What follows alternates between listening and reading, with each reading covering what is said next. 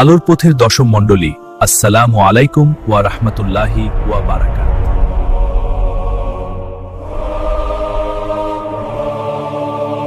ওরে নিকৃষ্ট আত্মা, বের হয়ে আয়।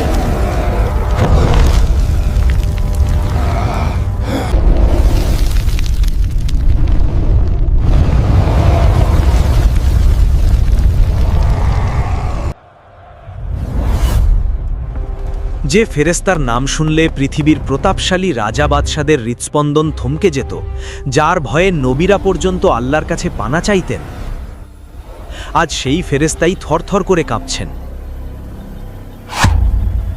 কল্পনা করুন সেই মুহূর্তটি, সমগ্র সৃষ্টিজগৎ ধ্বংস হয়ে গেছে।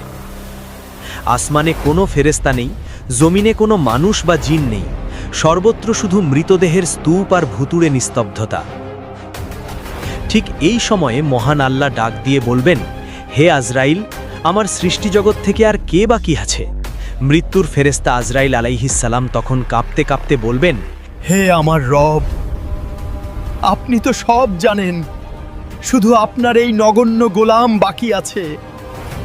তখন আল্লাহ এমন এক ধমক দেবেন এবং হুকুম করবেন, তুমি মরো। সেই মুহূর্তে আজরাইল আলাইহিস সালাম এমন এক মরণ চিৎকার দেবেন, যদি সেই সময় আসমান ও জমিনের কোনো প্রাণী জীবিত থাকত, তবে সেই চিৎকারের শব্দেই তারা আবার মরে যেত। মৃত্যুর ফেরেস্তা, যিনি কোটি কোটি প্রাণ হরণ করেছেন, তার নিজের মৃত্যু কেন এত যন্ত্রণাদায়ক হবে? আর তার মৃত্যুর পর এই বিশাল শূন্য মহাবিশ্বে মহান আল্লাহ একা কি করবেন?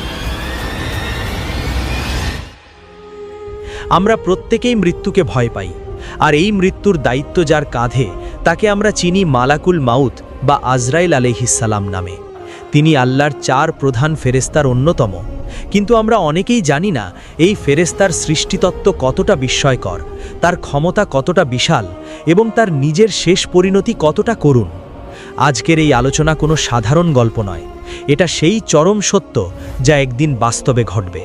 আমরা আজ জানব কিভাবে আল্লাহ তাকে সৃষ্টি করেছেন, তার কত হাজার ডানা আছে এবং কাফের ও মুমিনদের রূহ তিনি কিভাবে বের করেন।